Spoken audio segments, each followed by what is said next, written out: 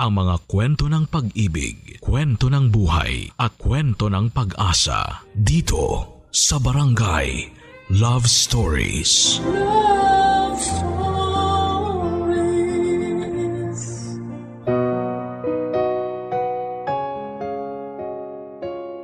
Wala nang masasaya pa sa isang inang nakikita kung paano nagtatagumpay sa buhay ang mga anak niya. Ang hayaang tumayo ang mga anak sa sarili nilang mga paa ay hindi isang parusa kundi isang palatandaan na buo ang tiwala niya sa kanila. Wala siyang pinipiling edad ng mga anak para iparamdam ang kanyang pagmamahal dahil hindi mabubura ang pagiging ilaw niya ng tahanan kahit siya ay matanda na. Pakinggan natin ang isang kwento ng sakripisyo ng isang ina para sa kanyang mga anak dito sa mga kwento ng pag-ibig, buhay at pag-asa sa nangungunang Barangay Love Stories. Dear Papa Dudut, Hi Papa Dudut, tawagin niyo na lamang po ako sa pangalang Borge. Actually, hindi po ito ang real name ko pero si Mama po ang nagbigay ng palayaw ko. Hanggang sa nakasanayan ko na lamang na gano'n ang tawag sa akin ng lahat. Papa Dudut, si Mama po dapat ang susulat sa inyo pero sabi niya ako na lang daw po ang sumulat at magpadala nito sa inyo dahil may kalabuan na po ang mga mata niya. May kakambal nga po pala ako Papa Dudut. Bale identical twins po kami. Tawagin niyo na lamang po siya sa pangalang Kulot. Kasi kulot naman po talaga siya. Sigurado po akong makakarelate kayo sa buhay ng pagkakaroon ng kambal dahil ikaw mismo Papa Dudut ay meron kang kambal. Hindi naman po kami yung magkamukhang magkamukha. May palatandaan naman po sa amin pero hindi po yon basta-bastang nakikita. Kaya ng mga bata pa kami madalas naming nalilito si Mama. Ang kaso trying hard lang po talaga kami sa part na yon dahil kahit po yata mga lamang loob namin ay kabisado na niya. Noong nagsimula po itong ikukwento ko sa inyo, sa Albay pa po kami nakatira. At 2 years na po mula nang makagraduate kami ni Kulot sa kursong Mechanical Engineering. Pareho po kami ng gusto kaya wala nang nagawa si Mama kundi ang hayaan na lamang kami. Dahil hindi po kami kaagad nakahanap ng trabaho at kumbaga po ay wala pa sa isip namin na gamitin yung tinapos namin. Nakontento na lamang po muna kami sa paraket-raket. Tumutulong muna noon si Kulot sa talyer ng tito namin dahil malaki po talaga ang interes niya pagdating sa mga sasakyan. Ako naman ay nagpa-part-time food delivery rider muna. Wala namang problema yon kay Mama. Hindi niya kami pinilit na maghanap ng mga permanenteng trabaho at hindi niya kami pinipressure na dapat ay maging lisensyado na kami. Ni minsan din, Papa Dudut, ay hindi kami hininga ni Mama ng pera. Kaya parang nakampante kami noon na okay lang kahit medyo chill pa kami sa buhay. Pero syempre Papa Dudut, bago pa po mapunta sa kung saan itong kwento ko, ay focus po muna tayo sa bida sa ikakwento ko sa inyo na walang iba kung hindi si Mama. Mula nang maulila kami sa ama ay siya na po ang mag-isang nagtaguyod sa aming magkapatid. Bukod sa pagiging teacher niya ay nagtitinda pa siya ng kung ano-ano sa mga estudyante at co-teachers niya noon para may dagdag income para sa amin. Strikta si Mama at medyo may pagkatalakitok pero wagas naman po kung magmahal. At kasama na rin po doon ang pagdidisiplina niya sa amin mula noong mga bata pa kami ni Kulot. Nakakatuwa man pero hindi po namin makakalimutan yung maalamat na tsinelas ni Mama na parang biglang nagkakaroon ng pakpak kapag may nagagawa kaming kapalpakan. Pero sa kabila ng lahat ay mas nangingibabaw naman sa amin yung pagmamahal kay Mama dahil ganon din naman siya sa amin, Papa Dudut.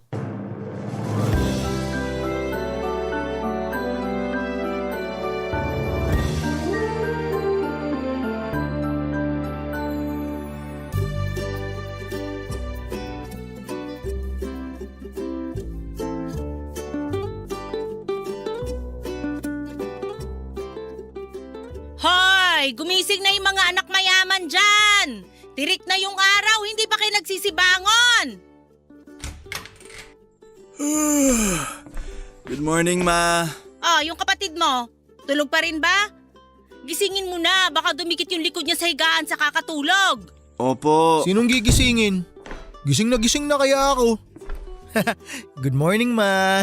Naku, mas gaganda sana umaga ko kung pareho kayong gumigising ng maaga. Para kayong mga anak mayaman. Paggising kakain na lang. Kulang na lang subuan pa kayong dalawa. Ma, kalma lang po tayo. Kaya aga-aga nirarat-rat mo na naman kami ni Kulot. Nasa-stress tuloy yung buhok niya. Parang kada araw lalong kumukulot eh. Buhok ko na naman nakita mo. Magsipilyo ka kaya muna. Amoy patay na hayop yung hininga mo eh. Sus! Pareho lang naman kayo. O siya, maupo na kayo nang makapag-almusal na tayo ng sabay-sabay. Ito talaga yung pinaka-paborito kong part pagkatapos mag-rap ni Mama. Diyan ka magaling. Basta pagkain. Sino ba naman ako para tanggihan yung luto mo, Ma? The best kaya lahat ng pagkain kapag ikaw yung nagluto. Kahit tuyo pa yung ihain mo. Ay, nako. Tigil-tigilan mo nga ako dyan sa pagiging sip-sip mo, Kulot. Baka araw-araw kitang hainan ng tuyo. Naman, baka magkasakit naman ako nun. Kung hindi ka magkakasakit, baka ako pa mismo manakit sa'yo. Hey, nakikita mo ba tong tsinelas ko? Ma, kailan po ba kasi magre-resign yung tsinelas mo na yan? Marami ng kasalanan sa amin yan eh. Ibig sabihin lang nun namumuro na kayo sa akin. Feeling ko magkakatroma na ako sa tsinelas mo, Ma. Baka kailangan ko na magpatingin sa... Nako, Borge, tigilan mo na ako dyan sa kaartehan mong yan. Baka mas lalo pa kitang puruhan kapag ginawa mo yon. Alam nyo, kung ayaw nyong mabato at mahampas ng tsinelas ko, magtino kayong magkapatid. Hindi naman porke kambal kayo, kambal din yung mga kalokohan nyo. Parehong-pareho kayo. Di naman ako papayag dyan, Ma. Hindi po kami pareho. Mas pogi kaya ako. Pogi raw. Amoy panis naman yung paa. Wow! Bakit ikaw? Mabango paa mo? Magyayabangan talaga kay sa harapan ko? Sorry, Ma. Sorry. Tapos ilang beses nyo pa rin namang uulitin. Mas mabuti pang hindi na lang kayo mag-sorry. Ipakita nyo na lang sa akin na hindi nyo na uulitin yung ganyang kabastusan sa harap ng pagkain. Akala nyo ba magandang tingnan na palagi ako nanenermon sa inyo tuwing kakain tayo? Hindi na talaga mauulit, Ma. Kain na po tayo? O ikaw, Kulot, wala ka bang sasabihin? Meron po. Gutom na po ako, Ma. Ay, naku, ewan ko sa inyong dalawa. Ay, sige na, magsikain na kayo. Maghugas kayo na kinainan pagkatapos. Duty mo ngayon, Borge ah. Ha? Anong ako? Pagtatalunan nyo na naman yung paghugas ng plato. Kayong dalawa yung kikilo sa lababo. Wala nang duty-duty kung di nyo rin naman kayang sundin. Ako kaya lagi naghuhugas, Ma. Yang si Kulot parang ayaw mangulubot yung kamay niya eh. Kaya nga kayong dalawa na yung maghuhugas para may katulong ka na. Mula ngayon ganyan na yung gagawin nyo. Nagkakaintindihan ba tayo? Opo, Ma.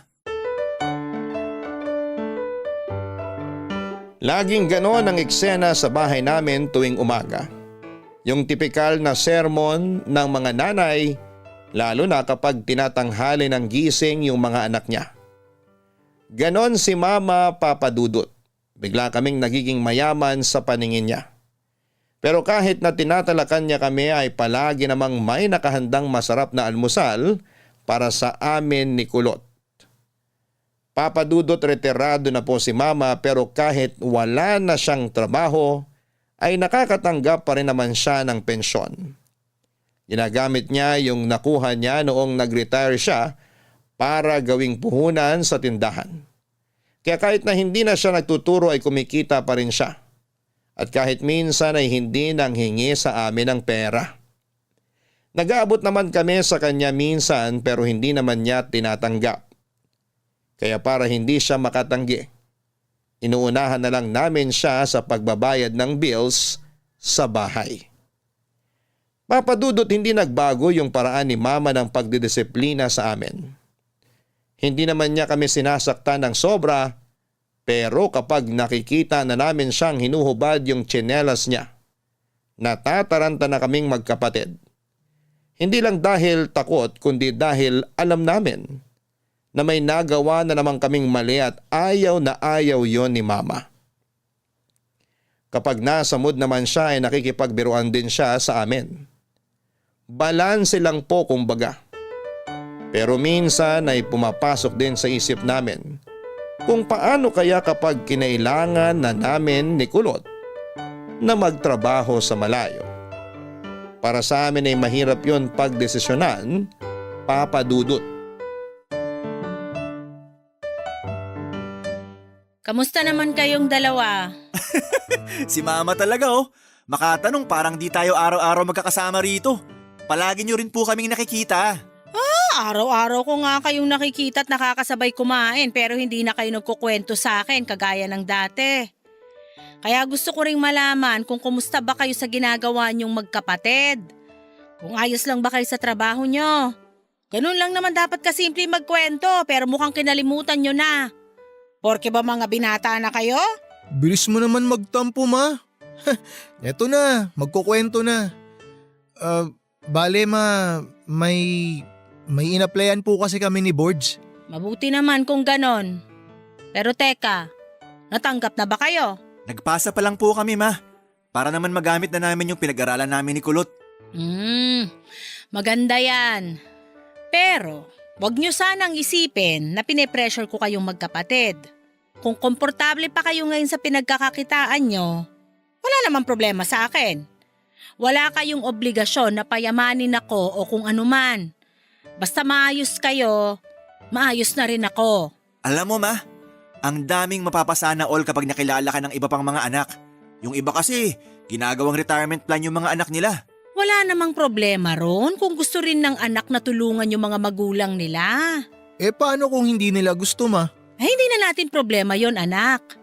Ang mahalaga kung ano tayo dito sa pamilya natin. Basta ako, sigurado ako na wala na akong ibang mahihiling kundi makita kayong nagtatagumpay sa buhay. Pero Ma, kahit hindi ka po humiling sa amin, magkukusa kami ni Kulot. At wala ka pong karapatang tumanggi kasi itatakwil ka namin. Tama! Sus! Pinagtulungan niyo pa ako? Siguraduhin niyo munang matatanggap kayo sa inaplayan niyo bago niyo isipin yan. Matatanggap naman po siguro kami, Ma. Ang tataas kaya ng grades namin ni Kulot. Masama rin naman masobrahan ng kumpiyansa. Baka ang ending niyan, lagapak kayong dalawa.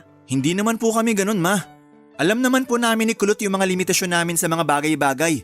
Gaya ng palagi niyong binibilin sa amin. Mabuti naman at may natatandaan kayo. Pero teka, saan ba yung inaplayan niyo? Uy, ikaw na magsabi. Bakit ako? Nagturuan pa kayong dalawa. Tinatanong ko lang naman kung saan. Ano bang kinatatakot nyo? Teka, huwag nyo sabihin illegal yung pinasukan yung dalawa. Kumalma ka, Ma. Matino pa naman pag-iisip namin ni Kulot, kaya wala kayong dapat alalahanin. Legal po yung papasukin naming trabaho. Promise, hindi po kami makukulong doon. Ay, mabuti naman. Baka atakihin ako kapag napano na kayong dalawa. Bago pa mapunta sa kung saan tong usapan natin, saan nga kayo nag-apply at hindi nyo masabi-sabi sa akin? Sa Maynila po, Ma. Habol po kasi namin yung experience doon, Ma. Tsaka di ba po, taga ron si Tito? Matutulungan niya rin po kami. Sakaling pwede na po kami magtrabaho abroad. Abroad? Opo, Ma. Pero matagal pa naman po yun, Ma. Makakabuti yun sa inyo, mga anak. Papa Dudut, medyo kinabahan kami noon ni Kulot dahil akala namin ay iiyak si Mama sa sinabi namin. Pero mukhang sinadya niya po talagang pigilan ang luha niya. Ayaw niya sigurong maramdaman namin na malungkot siya kapag napalayo kami sa kanya. Sakaling matanggap kami sa Maynila. At kapag pinalad pa sa ibang bansa na kami magtatrabaho. Pero bago po namin maisip ang mga bagay na yon ay iniisip din po namin si Mama. Hindi po namin alam kung kakayanin ba naming iwan siya ng mag-isa. Buong buhay po kasi namin ay kasama namin siya kaya parang napakahirap pong lumayo noon. Mula nang malaman ni Mama yung plano namin ay mas naging maasikaso pa siya sa amin. Yung ginagawa niya po noon ay parang pinaparamdam niya sa amin ni Kulot na mamimiss niya kami kaagad. Pero sa kabilang banda ay kinatuwa rin po namin yon dahil hindi na po kami masyadong sinusungitan ni Mama. Papa Dudut, kapag pareho po kaming umalis ni Kulot ay wala talagang maiiwan kay Mama. May mga kamag-anak naman po kami doon pero hindi po sila kasundo ng nanay namin. Bagamat malakas pa ay matanda na rin talaga si Mama at mas makakabuti sa kanya kung may kasama siya. Kaya naman, kahit may magandang opportunity sa amin ay hindi naging madali ang magdesisyon. Habang nag-iisip pa rin po kaming magkapatid noon, nalaman naman po namin na nakabalik na pala yung totga ni Mama na nagtatrabaho sa Canada. Dahil doon ay nakaisip kami ng paraan na sa tingin namin ay makakatulong sa nanay namin, Papa Dudut. Papa Dudut, nang malaman namin na nakabalik na pala yung totga ni Mama na si Mang Rico ay nagkaroon kami ng ideya ni Kulot. Nakwento kasi noon ni Mama na naging sila ni Mang Rico bago pa naging sila ni Papa. Pero dahil kinailangang umalis ni Mang Rico at magtrabaho sa Canada ay nakipag-break na lamang si Mama dahil ayaw niya ng long distance relationship. Ayaw daw pumayag noon ni Mang Rico, mabait naman daw ito, maalaga din at mataas ang respeto sa kanya. Pero sadya lang na hindi niya kaya yung malayo sila sa isa't isa. Hindi yon ang unang beses na umuwi si Mang Rico sa Pilipinas. Nagkakausap din naman sila noon ni Mama at nakikipagkilala rin siya sa amin. Kaya naging kaklose namin siya. Madalas pa nga namin silang tinutokso sa isa't isa. Matagal na rin kasi mula nang mawala yung tatay namin at hindi naman kami tutol. Sakaling maisip ni Mama na mag-asawa pa ulit siya o magkaroon ng kinakasama. Kahit na si Mang Rico pa yon, iisa lang naman ang gusto naming magkapatid. Ang maging masaya, ang nanay namin, Papa Dudut.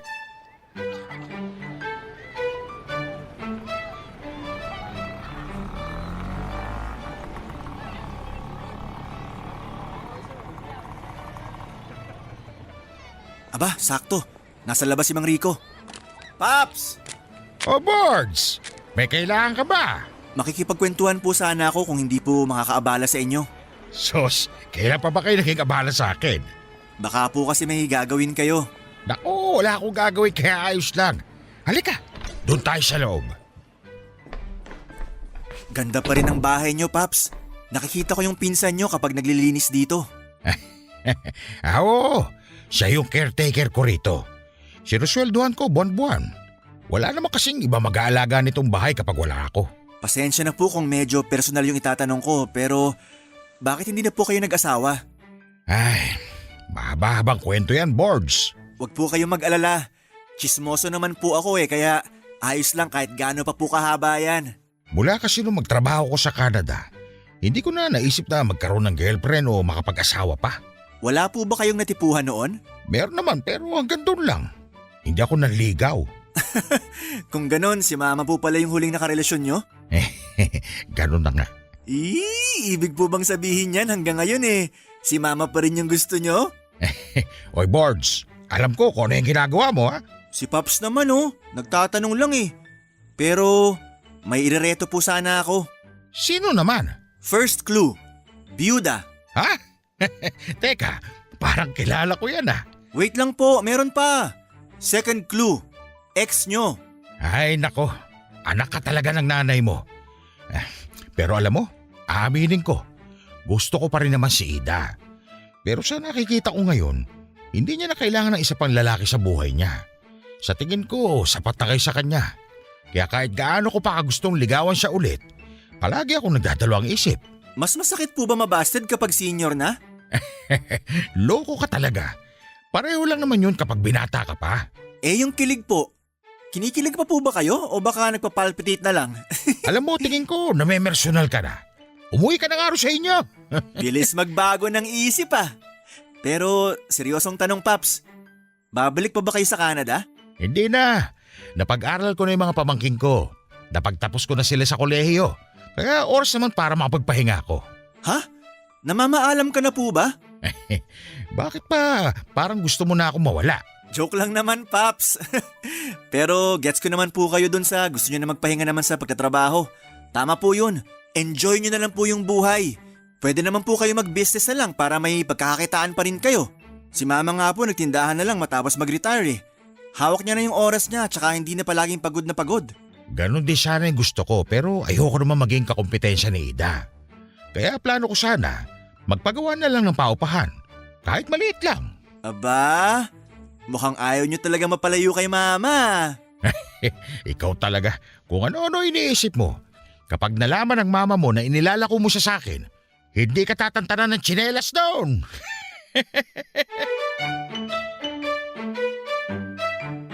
Papa Dudut, bagamat may pag-aalangan pa si Mang Rico na ligawan si Mama ay natuwa pa rin ako. Dahil nakita ko sa kanya na magiging mabuting kaibigan siya sa nanay namin. Medyo inaasahan ko na rin po kasi noon na hindi na talaga magpapaligaw si Mama. Dahil sa edad niya kaya alam ko na malabo na po talagang magkabalikan pa sila. Pero dahil okay naman silang dalawa at pareho nang nakamove on sa nakaraan nila, naisip ko pong imbitahan si Mang Rico sa amin para maghapunan. Sinabi ko kay Kulot ang plano ko at sinakyan naman niya yon. Hindi namin sinabi kay Mama na bibisita sa bahay namin si Mang Rico. Pero matapos po yung imbitasyon ko na yon, sinabi sa akin ni Mama na nakita niya raw ako na pumunta kina Mang Rico at tinanong niya kung ano yung pinag-usapan namin. Ang sabi ko naman ay nagkwentuhan lamang kami tungkol sa naging trabaho nito sa Canada. Naniwala naman sa akin si Mama pero nagpaalala siya na huwag daw kaming gagawa ng kahit na anong ikakahiya niya kay Mang Rico, Papa Dudut. Kanina pa ba nakaalis si Mama? Oo, kanina pa. Bakit di mo sinamahan? Ayaw niya eh. Pinipilit ko nga kanina pero sabi niya hindi naman daw siya magbubuhat. Lagi na lang ganun si Mama. Ano pang silbi ng pag-workout natin kung wala namang tagabuhat si Mama tuwing namamalengke? Wala eh. Ito na lang yata talaga purpose natin sa mundo. Yung madagdagan pa yung mga pogi. Kaya Borge, ingatan mo sarili mo. Nanganganib na tayong maubos. Pinagsasabi mo, di ka ba nakainom ng gamot? Ito naman oh, wala man lang kasupo-suporta. Ay, nga pala, nagkausap na ba kayo ulit ni Mang Rico? Ano raw plano niya? Pupunta naman daw siya. Teka, parang nakita ko rin paalis kanina si Mang Rico. Di kaya magkasama sila? Baka kaya ang tagal makabalik ni Mama. Malamang nagde-date na yung dalawang yun. Tapos inilihim nila sa atin para hindi natin sila tuksuhin. Si Mama talaga oh. Huli pero di kulong. Asarin natin mamaya pag uwi. Kunwari pa si Mama na ayaw niya magpaligaw kay Mang Rico tapos maikipag-date naman pala. Ha, cute siguro nila na nag-uusap habang kumakain, no? Baka nga nagsusubuan pa sila eh. Huwag na tayo magsaing. Tayo lang naman yung kakain. Oo, wag na. May bahaw pa naman dun. Magluluto na lang ako ng pansit canton mamaya. Pantawid gutom. Ikaw, ano sa'yo? Idamay mo na lang din ako. Ayoko magkanin. Sige, pero mamaya na lang ha. Maaga pa naman eh. Tol, tinan mo to nag-add friend sa akin sa Facebook. Chicks na chicks. Nasaan? Patingin nga. Ito oh. Ganda. Lo, Ma! Chicks nga. Pag alis ko kanina, cellphone na inatupag nyo. Hanggang sa pagbalik ko, cellphone pa rin. O ano, nakapagsaing na ba kayo? Hindi pa po ma. Kala kasi namin kumain ka na sa labas eh. Ano? At bakit naman ako kakain sa labas na mag-isa? Mag-isa? Pero sabi ni Kulot magkasama daw kayo ni Mang Rico. At saan naman nanggaling yon? Hindi kami magkasama ni Rico. Nakita ko rin po kasing umalis si Mang Rico kanina. Halos magkasabay lang kayo kaya… Kaya naisip mo na magkasama kami? Ay teka nga. La Borge, yan na naman yung tsinelas ni Mama. Ikaw kasi. Ano? Ngayon pa kayo magsisisihan? Ikaw… Ah!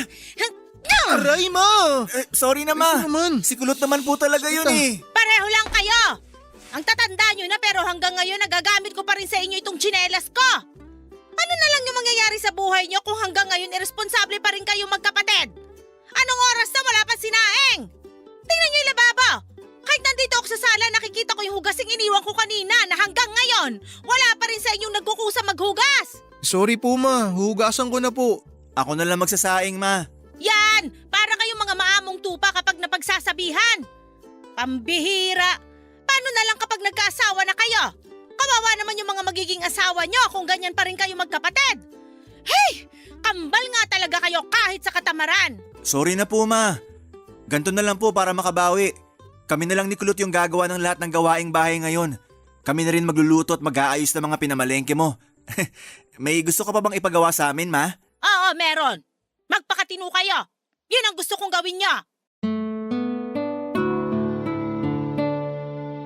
Papadudot, nakakatawa man pong isipin na sa edad naming yon ay nahampas pa rin kami ni mama ng tsinelas. Pero para sa kanya ay wala sa edad ang pagdidisiplina. Kahit nung bata pa kami ay gano'n na talaga siya tuwing hindi namin nagagawa ang mga gawain namin sa bahay. Kapag naman may nagawa kaming medyo mabigat na kalokohan, hindi kami kinakausap ni mama. Kaya kapag gano'n ang nangyari, mas gusto pa naming mahampas ng tsinelas kasi kinakausap niya pa rin kami kahit galit siya. At dahil hindi kami sanay na gano'n siya sa amin, pagsisisihan namin yung nagawa naming kalokohan at gagawin lahat para mapatawad niya. Papadudot, sobrang close po namin ni mama.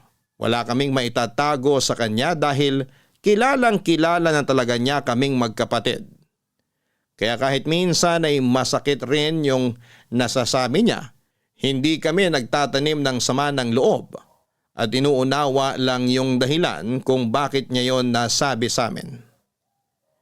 Pero sa kabila ng magandang relasyon namin sa nanay namin, dumarating din talaga kami sa pagkakataong kailangan naming gumawa ng mabigat na desisyon na makakaapekto po talaga sa kanya. Pareho po kasi kami ni Kulot na natanggap sa inaplayan namin at kailangan na po namin agad pumunta sa Maynila. Ang kaso'y hindi namin alam kung paano sasabihin kay mama ang tungkol doon, papadudot. Bagamat planchado na ang plano namin ng kakambal ko na lumuwas na ng Maynila at mangupahan doon para sa trabaho namin, hindi pa rin naging madali para sa amin ang pagdidesisyon. Alam naman po namin na papayagan kami ni mama dahil nabanggit na namin yon sa kanya noong nag-a-apply pa lamang kami. Siya po kasi yung nanay na hindi po kami pipigilan sa gusto naming gawin. Basta para sa kabubuti namin. Kahit na gaano pa yon kadelikado o kahit pa ang kapalit noon ay ang pagiging mag-isa na lamang niya. Bago namin sabihin kay mama na kailangan na naming umalis, nag-isip muna kami ng paraan para hindi siya maiwang mag-isa. Gustuhin man namin kumuha ng kasambahay para may kasama siya. At katuwang sa mga gawaing bahay ay alam naming hindi siya papayag. Sa kabila kasi ng edad niya ay ayaw niya nang wala siyang ginagawa. Siya ang mas nakakaalam ng mga bagay-bagay sa bahay, kaya hindi niya yon inaasa sa ibang tao. Tumutulong na lang kami sa kanya sa mga mabibigat na gawain. Kaya para hindi niya maramdaman na mag-isa na lamang siya sa pag-alis namin ay sinubukan namin ni Kulot na paglapitin ulit sila ni Mang Rico, papadudot.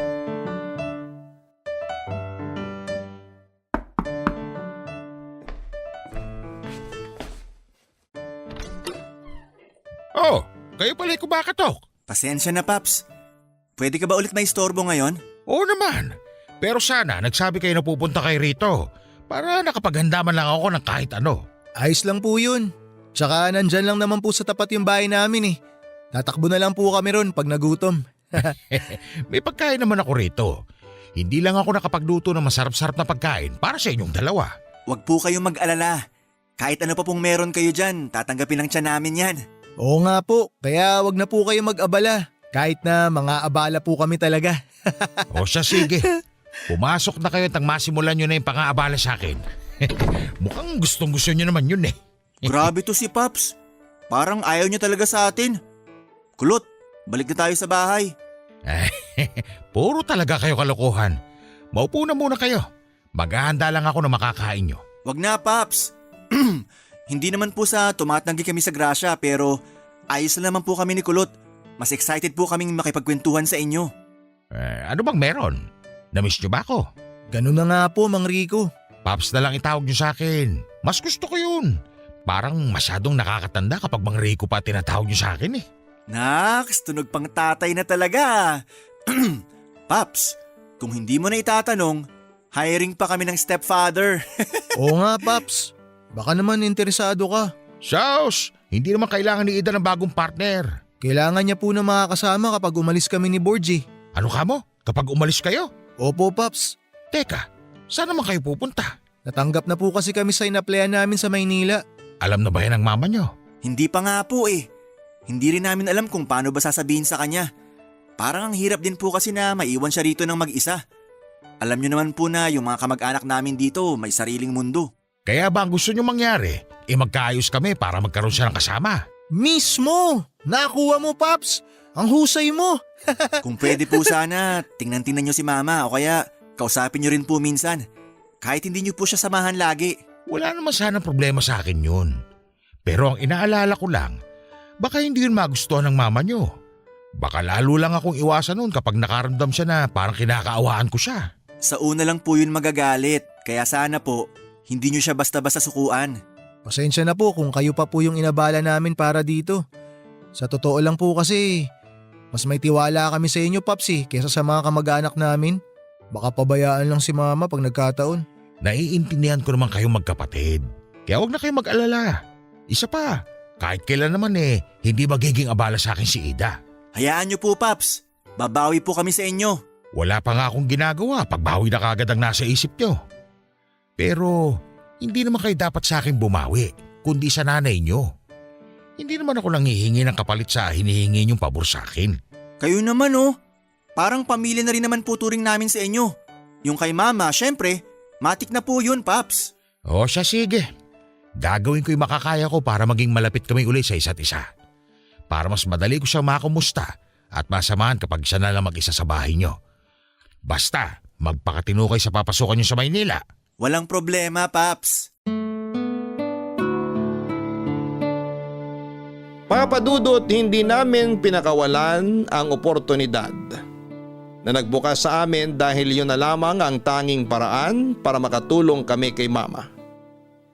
Lagi naman po niyang sinasabi na hindi namin kailangang bumawi o ibalik sa kanya yung mga naging sakripisyo niya. Pero gusto po naming maranasan niya yung wala nang inaalala dahil kami naman ang bahala. Kaya naman matapos naming kausapin si Mang Rico ay nakahinga kami ng maluwag. Dahil alam namin na may mapapakisuyuan na kami para i-check si mama habang wala kami. Papadudot, kahit mahirap dahil malayo-layo ang Maynila, nagplano kami noon ni Kulot na umuwi sa bahay tuwing linggo para makasama si mama.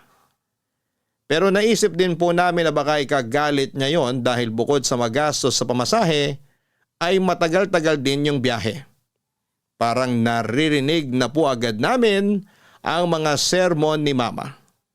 Siguradong sasabihin niya na magseryoso kami sa trabaho at hindi kung ano-ano ang inaatupag. Humanap kami ng tiyempo para sabihin sa kanya na aalis na kami. At nang magkaroon kami ng pagkakataon, hindi na kami nag-alangan pa. Hindi naman po siya nagalit. Ipinakita pa nga niya kung gaano niya kasuportado yung gagawin naming magkapatid.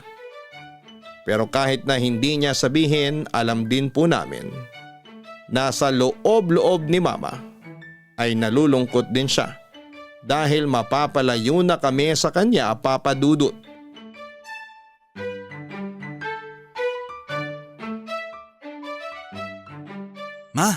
Wala ka ba naaamoy? Naaamoy na ano? Naamoy ko rin po ma. Ang alin nga? Yung laway mo po ma. Amoy panis na. Paano? Kanina ka pa tahimik dyan. Ikaw talaga, akala ko naman kung ano na. Bakit po kasi sobrang tahimik mo dyan ma? Iniisip mo po ba yung pag-alis namin ni Borge? Oo. Sa lagay nyo na yan, maiiwasan ko bang hindi mag-alala? Malalaki lang kayo pero para pa rin kayong mga bata. Wala na magluluto ng pagkain nyo ron. Ma, kaya naman po namin magluto. Marunong din naman po ako magsaing. Ako rin po ma. Marunong na po ako magpakulo ng tubig. Sa tingin mo, hindi ko alam yon. Pansit Canton lang naman ang kaya mong lutuin. Kaya lalo kang nakukulot eh. Ma, wala naman pong kinalaman yung Pansit Canton sa pagkakulot ng buhok ko eh. Meron. Doon kita pinaglihi. Hindi naman po totoo yung lihi na yan. Kasi nga hindi ka naniniwala. Anak, baka naman gusto mong mag-aral magluto ng ibang pagkain. Baka kapag hindi nakapagluto si Borge, palagi na lang instant noodles yung kakainin mo. Sakit ang aabutin mo ron. Naku ma, ako na pong bahala dyan kay Kulot. Pagsabihan mo siya palagi kapag puro pansit canton at cup noodles yung kinakain niya. Kung kaya mo ipagluto mo na lang. Total ikaw naman yung mas matanda sa inyong dalawa. Makasabi naman si mama ng mas matanda. Minuto lang naman ang pagitan namin ni Borge. Kahit na, mas matanda pa rin siya sa'yo. Dapat nga kuya yung tawag mo sa kanya eh. Hayaan nyo na po ma. Ayos lang naman po sa akin kahit di niya ako tawaging kuya. Ay, yung mga damit nyo, wala na maglalaba. Hindi naman kayo marunong maglaba ng kapatid mo. Basic lang yan ma. Pwede naman kami magpa-laundry. Naku, ay paano kayo makakaipon yan? Dapat marunong na kayo sa mga ganyang kasimpleng gawain. Hindi sa lahat ng panahon makakasama nyo ko. Gaya niyan, mapapalayo na kayo sa akin. Hindi sa lahat ng pagkakataon may nanay na sasalo ng mga bagay-bagay para sa inyo. Sorry po ma. Hindi ko kailangan ng sorry nyo.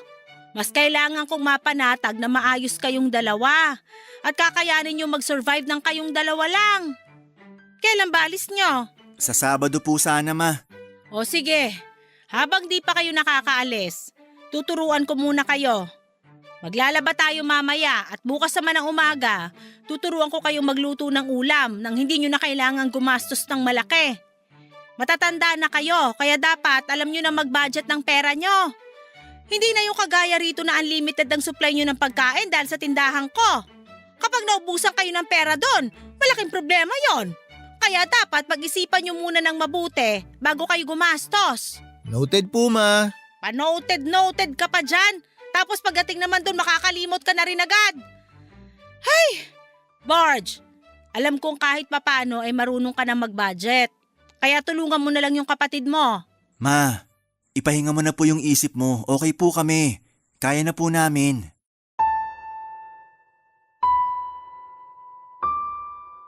Papadudot na tuloy po ang pag-alis namin ni Kulot.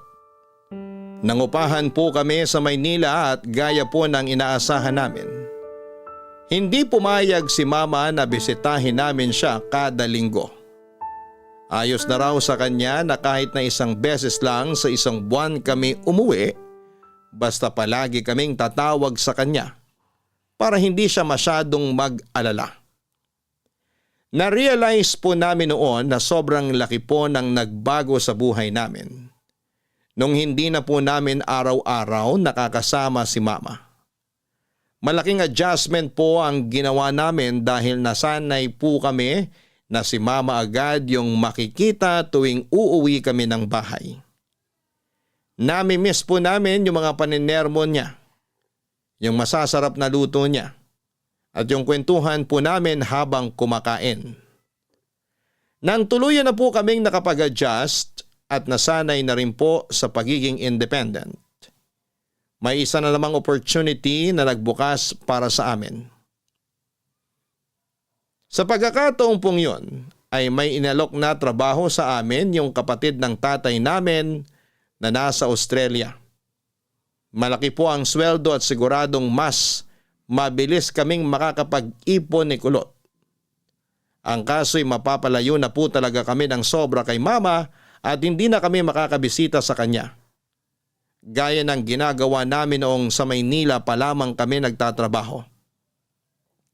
Hindi po pwedeng pareho kaming aalis dahil walang maiiwan kay mama. May katandaan na rin po kasi siya kaya hindi po namin noon maiwasang mag-alala para sa kanya. Kaya naman naisipan po namin na kailangang may isa sa amin na magsasakripisyo, Papa Dudut. Papa Dudut, hindi po naging madali ang pagdidesisyon namin. Nakaka-tempt naman po talaga yung offer dahil 6 digits po ang sasahurin namin monthly. Kahit ilang taon lang po kami roon ay malaki na ang maiipon namin sa pag-uwi ng Pilipinas. Pero ang kapalit naman po noon ay matagal naming hindi makakasama si mama. Mahirap po yon para sa amin dahil hindi po talaga namin kayang iwanan si mama ng mag-isa. Lalo na kung taon ang pinag-uusapan. Baka po kasi kapag may nangyari kay mama ay hindi agad kami makauwi. Kaya naman naisip ko po noon na kung may kailangan mang magsakripisyo sa amin ni Kulot ay ako na lamang ang maiiwan kay mama. Matagal naming pinag-isipan yon, Papa Dudut. Pareho namin gusto na makapagtrabaho sa ibang bansa at kumita ng malaking pera. Pero pareho rin naming gusto na makasama si mama. At habang gulong-gulo po yung isip namin noon, sa kung ano ang dapat naming gawin ay nalaman namin ni Kulot na sinusubukan pala ulit ni Mang Rico na manligaw sa nanay namin.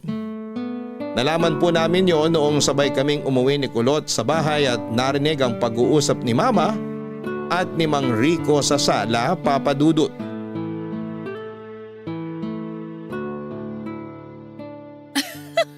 Ano ka mo? Manliligaw ka sa akin? Kung papayag ka sana. Bakit ngayon mo pa naisipan yan kung kailan mga senior na tayo? Ngayon lang kasi ako nagkaroon ng pagkakataon eh. Pasensya ka na, Rico, pero wala na talaga akong plano na makipagrelasyon pa sa edad kong to. Kung ano man yung meron tayo noon, ay matagal nang tapos yun. Kaya kung binabalak mong ituloy pa natin yun, malabo na talaga. Pambihira. Parang naulit lang yung pambabasted mo sa akin noon na.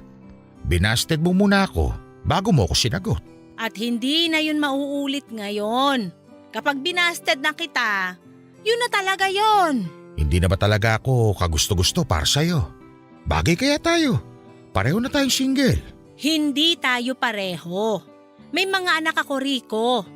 Kaya kahit na single ako, hindi ko yung nararamdaman dahil may 2 akong anak na nagmamahal sa akin. Binasted kita hindi dahil sa mahirap kang magustuhan.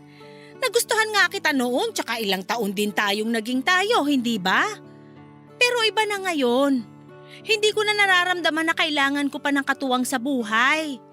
Sa mahabang panahon, kinaya ko na ako lang ang nag-iisang nagtataguyod sa mga anak ko at wala akong inaasahang tulong sa kahit na sino. Kaya nasanay ka na mag-isa, ganun ba? Ganun na nga. Kaya sana, hindi sumama ang loob mo kahit na binasted kita. Marami pa namang ibang babae dyan. Bakit hindi mo sila subukan? Siyempre, hindi naman sila yung gusto ko eh. Pero huwag ka mag-alala. Sumubok lang naman ako eh. Hindi naman kita pipilitin o kukulitin para magpaligaw sa akin. Mabuti naman kung ganon. Sa ngayon kasi talaga okay na ako eh. Sapat na sa akin yung mga anak ko. Sila na yung nagpapasaya sa akin. Pansin ko nga. Isa rin yan sa dahilan kaya lalo kong humanga sa'yo. Sus! Normal naman yun para sa isang nanay. Nagiging espesyal lang yung ginagawa ko kapag nare-recognize din ng mga anak ko. Pero kahit hindi nila gawin yon, responsibilidad ko pa rin na magpakananay sa kanila. Ibang-iba ka talaga, Ida. Ay, kung hindi lang siguro ako umalis noon, may mga anak na sana ako ngayon at ikaw yung nanay nila. Ay bakit ba pilit mong binabalikan yung nakaraan natin? Abay, napakatagal na nun. Kahit gaano pa katagal na lumipas, palagi ko pa rin maaalala yung memories nating dalawa. Pero huwag kang mag-alala. Naaalala ko lang naman yun. Sabi ko nga diba, hindi naman kita kukulitin. Pero sana, payagan mo naman ako na maging kaibigan mo. Para naman may kakwentuhan na ako rito. Ang hirap papanisan ng laway, hindi pwedeng i-rep. Hanggang ngayon talaga, baduy ka pa rin kung magbiro. Pero sige, payag naman ako makipagkaibigan sa'yo. Kahit papano naman may pinagsamahan na tayo. Pero gusto ko lang linawin na hanggang doon na lang talaga yung kaya kong ibigay.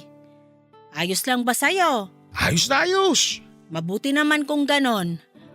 Ay, siya nga pala, baka gusto mong dito ka naman ng halian. Pauwi ngayon sina Borge at Kulot. Nag-request ng sinampalukang manok. Sino ba naman ako para tumanggi? Paborito ko rin yun. Ang sabihin mo, masiba ka rin.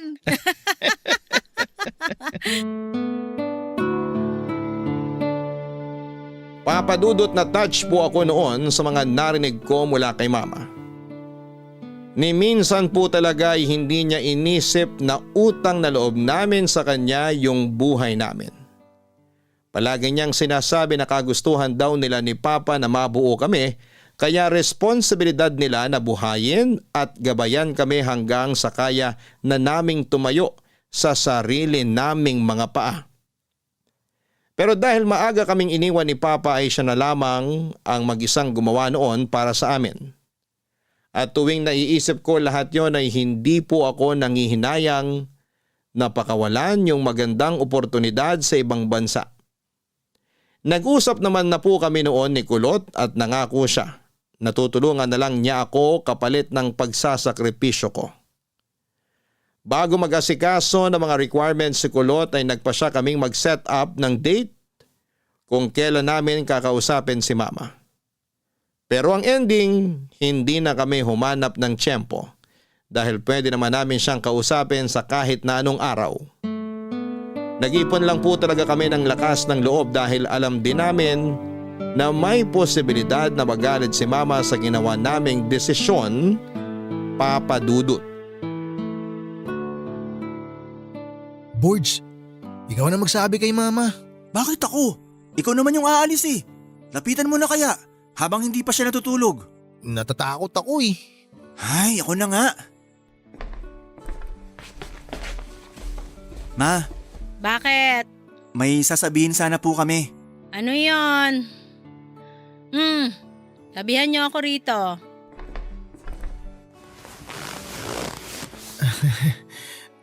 Ma, huwag kang magagalit sa amin ha.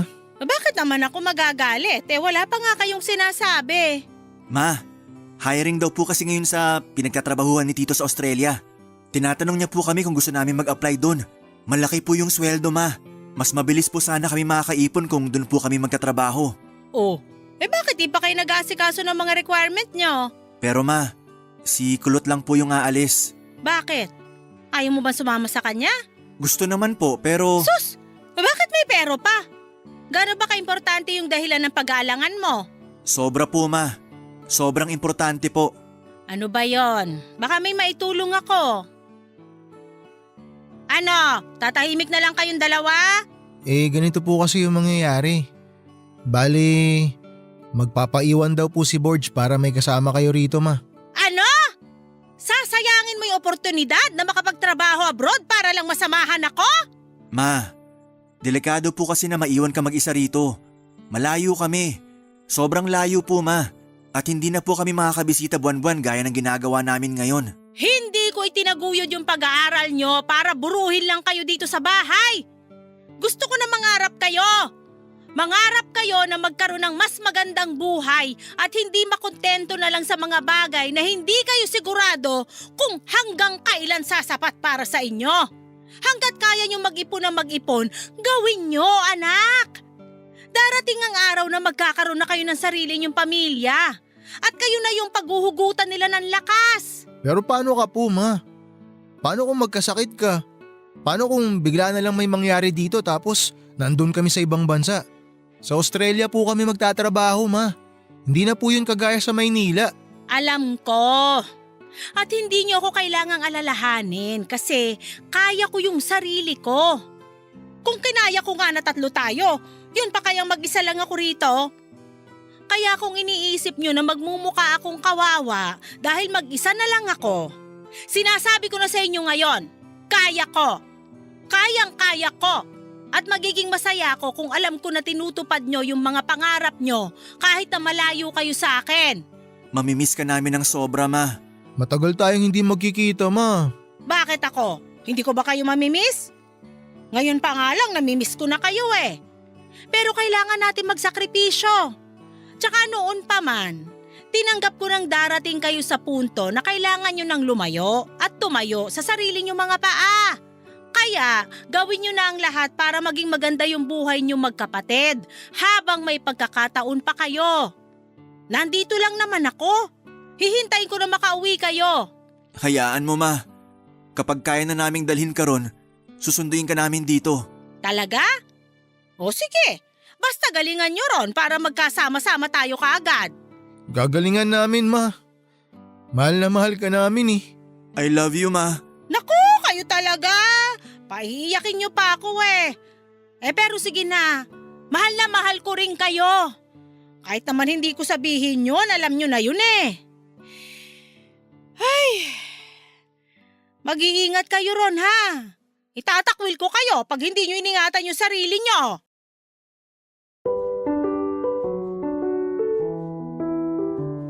Papa Dudut, bagamat nakausap na po namin si Mama at aprobado na po niya ang pag-alis namin, ay hindi pa rin po yon naging madali para sa amin. Ayaw ni Mama na ihatid kami sa airport dahil lalo lang daw kaming malulungkot. Ang sabi niya para naman daw yon sa future namin kaya hindi pwedeng magbago pa yung isip namin. Natanggap naman po kami roon at sa loob ng ilang taon ay nakaipon kaming magkapatid. Kapag may pagkakataon ay umuwi kami ng Pilipinas para kay Mama. Hanggang sa natupad na nga po namin yung pangako namin sa kanya na dadalhin namin siya sa Australia. Sa ngayon, Papa Dudut, ay kasama na namin dito si Mama.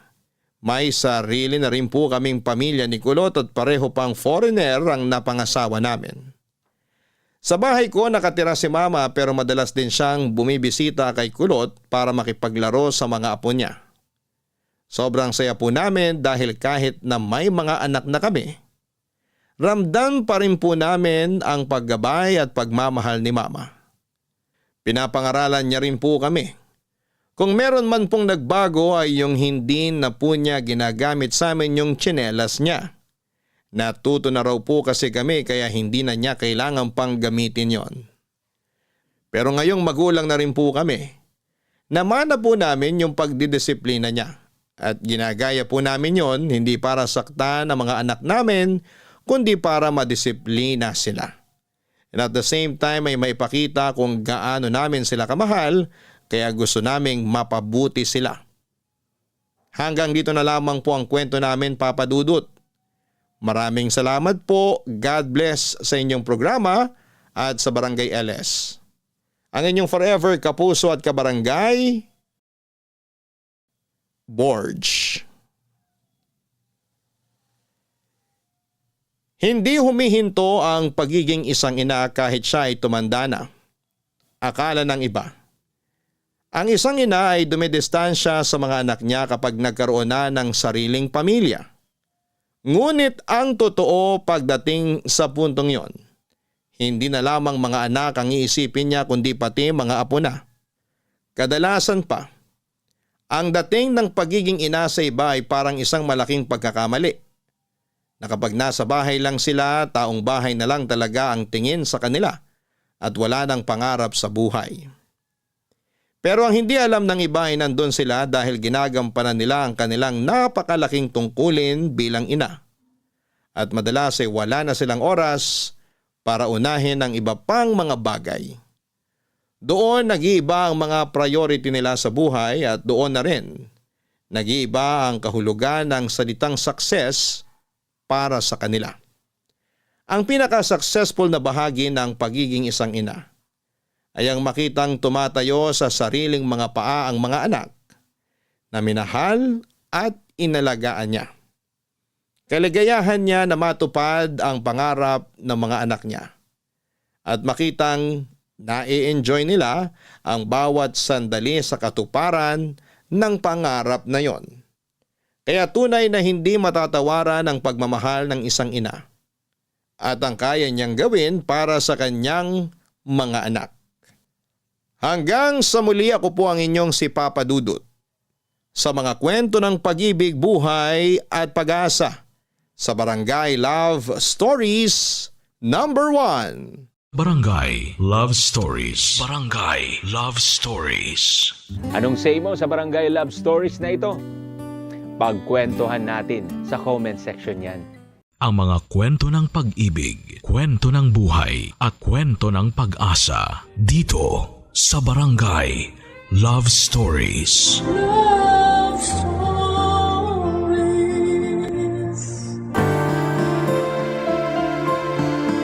Maraming pamilya ang nahihirapang tugunan ang kanilang mga pang-araw-araw na pangangailangan. Karamihan sa kanila ay tahimik na nagpapatuloy sa buhay sa kabila ng mga pagsubok at paghihirap. Ikaw, kabarangay, ano ang nararamdaman mo kapag nakakakita ka ng pamilyang salat na salat sa buhay?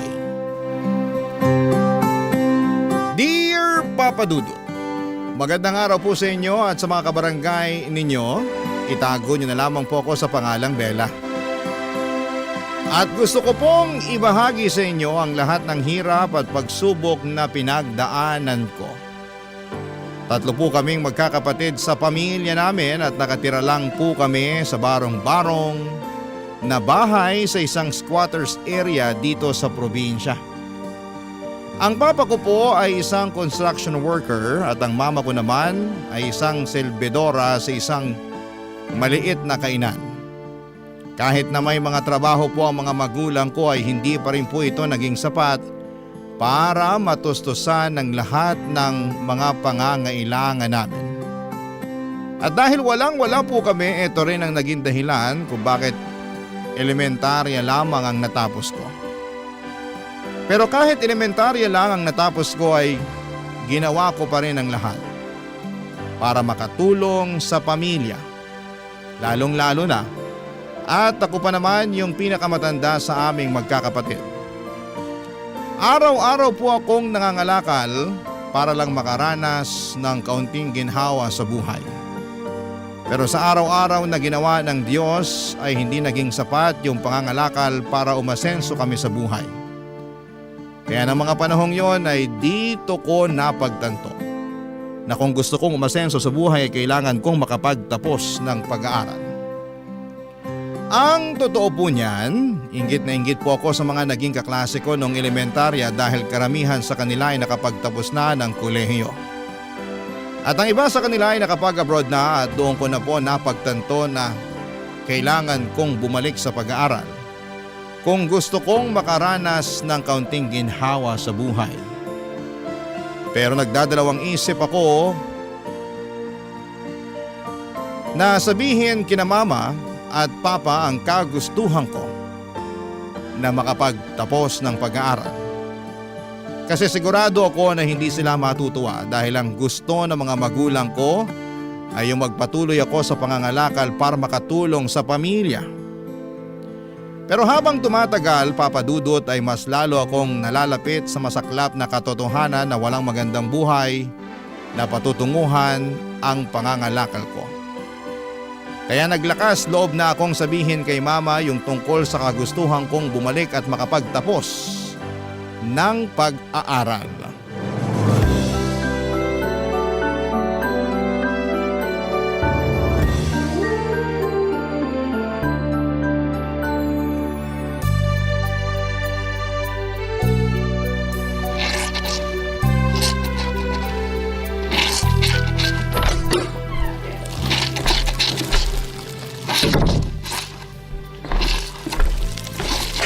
Ma, ba't naglalaba pa kayo? Gabing-gabi na.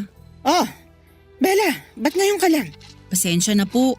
Matumal kasi yung pangangalakal kanina eh. Ay, di bale na lang. May awa ang Diyos. Suswertehin ka rin bukas. Eto po pala, may dala akong bihon at sardinas para sa atin. Ay, salamat naman sa Diyos. Sigurado akong matutuwa yung mga kapatid mo niyan. Ay, siya nga pala. Yung mga kapatid mo natutulog na at yung papa mo naman Ayun, nakatulog na rin. Napagod yata sa trabaho niya sa construction. Kumain na po ba kayo? Pinagtitiisan na lang muna namin yung natitirang tuyo kanina. Tapos nangutang na lang ako ng 1 kilong bigas dyan sa kapitbahay natin. Hindi na kasi nakatiis yung mga kapatid mo eh. Tapos yung papa mo naman, sa susunod na linggo pa sasahod. Ako na pong tatapos dyan sa mga nilalaban nyo. Matulog na po kayo. Ay naku, hindi. Kailangan na kasi ito bukas eh. Ay, mas madali matatapos to kung pareho natin pagtutulungan. Sige ho, tulungan ko na po kayo. Pero ma, huwag niyo pa rin kalimutan na magpahinga ha. Ay naku, hindi pwede. Tuloy-tuloy yung mga gastusin dito sa bahay, kaya dapat tuloy-tuloy din ang trabaho. Pero baka kayo naman ang magkasakit niyan. Anak, hindi uso sa ating mga mahihirap ang magkaroon ng sakit. Para lang yan sa mga mayayaman. Kayo po talaga. Hirap na nga tayo sa buhay, nagagawa niyo pang magpatawa. Anong gusto mo gawin ko? Maglupasay ako dyan sa sahig habang iniisip kung gaano kahirap ang buhay natin? Hindi naman po sa ganun. Pues kung ganon, tulungan mo na lang kami ng papa mo. Kasi sigurado ako na kapag naubos na yung sardinas at bihon na dala mo, mahihirapan na naman tayo nito. Ba't di nyo na lang po gamitin yung ibabayad sa inyo dito sa labada? May utang pa ako sa amo ko. Kailangan kong bayaran yun kasi kung hindi, sigurado ako na hindi na ako pauutangin nun. Ma, may gusto sana akong sabihin sa inyo. Ano yon? Gusto ko po sanang bumalik sa pag-aaral. Bella naman, hindi na nga sapat yung kinikita namin ng papa mo. Tapos ngayon, gusto mo pang bumalik sa pag-aaral? Ano ka ba naman? Wala tayong pera para dyan. Eh kung hindi nyo po kaya, wag po kayong mag-alala. Gagawa po ako ng paraan. Mag-working student po ako. Huwag ka nang magmatigas. Hindi ako makakapayag dyan sa gusto mo mangyari. Ma naman! Ni minsan ba hindi kayo nangarap ni Papa na magkaroon ng maganda at maginhawang buhay? Yang pangarap na yan, para lang yan sa mga mayayaman. Hindi tayo mayaman, Bella. Ayoko na ng ganitong buhay. Kailan po ba kayo matatauhan, Ma? Kapag namatay na tayong lahat sa gutom? At ano namang kinalaman nun sa kagustuhan mo makabalik sa pag-aaral, ha? Dahil yun na lang ang natitira nating pag-asa para makatikiman lang ng konting ginhawa sa buhay. Kaya sige na naman no, parang awa nyo na, pumayag na kayo. Para din naman sa inyo to eh. Hindi. Mas lalo tayo mahihirapan kung itutuloy mo yung binabalak mo. Alam niyo po ba na nakapagtapos na ng pag-aaral yung mga kaklase ko noong elementarya? Yung iba nga sa kanila nangingibang bansa na eh. Kaya naman pala nagkakaganyan ka. So ano, naiinggit ka? Ganun ba yon? Oo, naiinggit ako sa kanila kasi hindi nila kailangan magtiis sa toyo at kanin. At mas lalo lang akong naiinggit sa kanila kasi hindi nila kailangan mga lakal para makaraos sa pang-araw-araw. Tigilan na natin to, Bella. Naririndi na ako sa mga pinagsasasabi mo.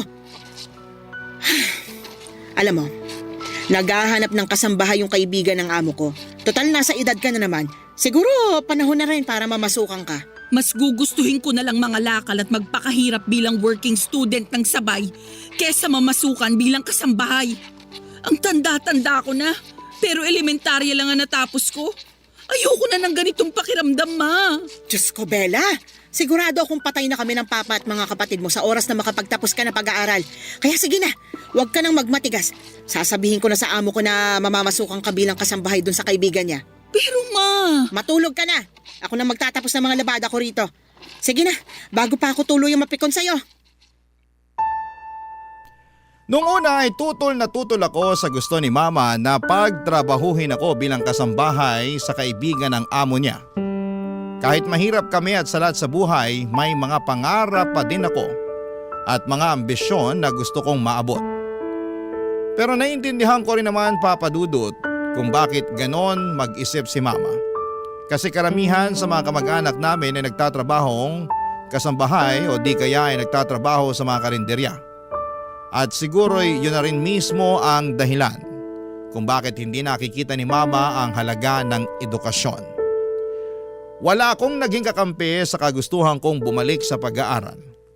Kahit si Papa ay sumang-ayon din sa gusto ni Mama na pagtrabahuhin ako bilang kasambahay. Kaya wala akong naging choice kung hindi ang mamasukan bilang kasambahay. Lalo na noong makita kong naapektuhan na rin ang mga kapatid ko sa sitwasyon namin. Kasi may mga pagkakataon na nagkakasakit na sila dahil sa gutom. Siguro kung naging only child lamang ako ay hindi ako papayag na mamasukan bilang kasambahay. Pero mahal ko yung mga kapatid ko at ayokong maranasan nila yung hirap na dinanas ko. Kaya naman kahit mahirap ay pumayag na lamang ako na maging kasambahay para makatulong sa pamilya namin. 3 oras ang layo ng bahay kung saan ako namasukan bilang kasambahay. Sa totoo lang ay sobrang kinakabahan ako noon. Kasi sanay akong mangalakal pero hindi ako sanay na mamasukan bilang kasambahay. Bukod pa doon ay maraming balita sa TV tungkol sa mga kasambahay na pinagmamalupitan o inaabuso ng mga amo nila kaya mas lalo lamang akong natakot. Ipinapasa Diyos ko na lamang ang magiging kapalaran ko bilang kasambahay. Ipinagdasal ko na lamang na sana hindi ako matulad sa mga kasambahay na nakikita ko sa TV na minamaltrato at hindi pinapasahod ng maayos.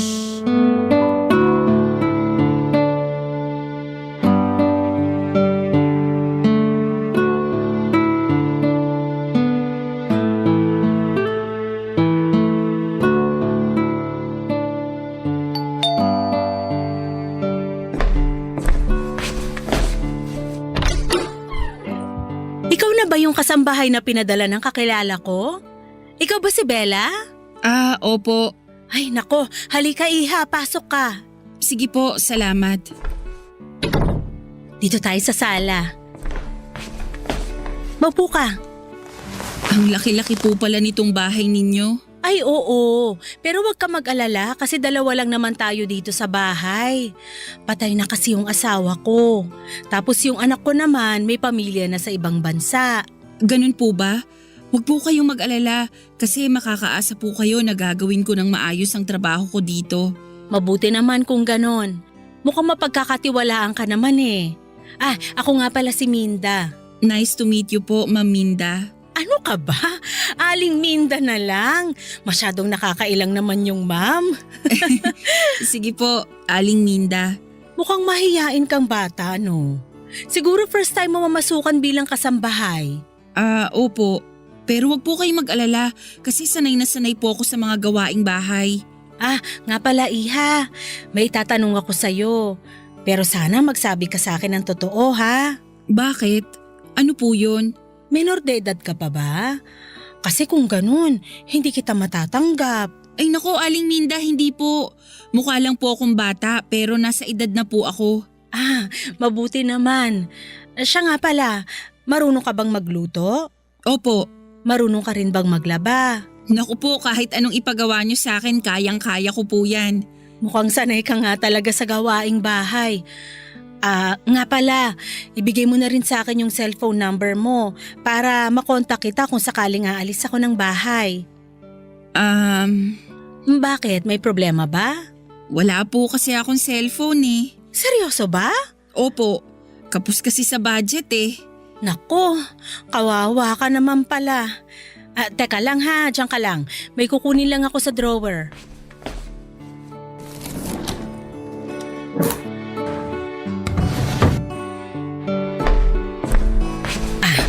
Eto. Aling Minda, para saan po tong cellphone? Sa'yo na yan. Seryoso po kayo? Oo, bigay sa akin ng anak ko yan. Matagal nang nakatambak yan sa drawer ko eh. At matagal-tagal ko na rin hindi nagagamit. Kaya sige na, huwag ka nang mailang. Tanggapin mo na. Naku, salamat po talaga dito ha. Huwag po kayong mag-alala. Pagtatrabahuhan ko po ang ipambabayad ko dito. Ano ka ba naman? Huwag na. At least ngayon may magagamit ka na para matawagan mo rin ang pamilya mo kung sakasakali. Wala din po kasing cellphone si na mama eh. Pero di bali na lang po kasi nagbabalak na naman na akong ibili ng mumurahing cellphone si mama kapag sumahod na ako. Nakakatuwa naman. Napaka-family oriented mo naman palang bata ka. Pero ipapaalala ko lang sa'yo ha na wag mong kalilimutan ang sarili mo. Matuto kang mag-ipon habang bata ka pa. Opo. Aling Minda, salamat po talaga ha. Ano ka ba? Wala yun. Siya nga pala, halika dito. May papakita ako sa'yo. Dalin mo na rin yung mga gamit mo. Sige po.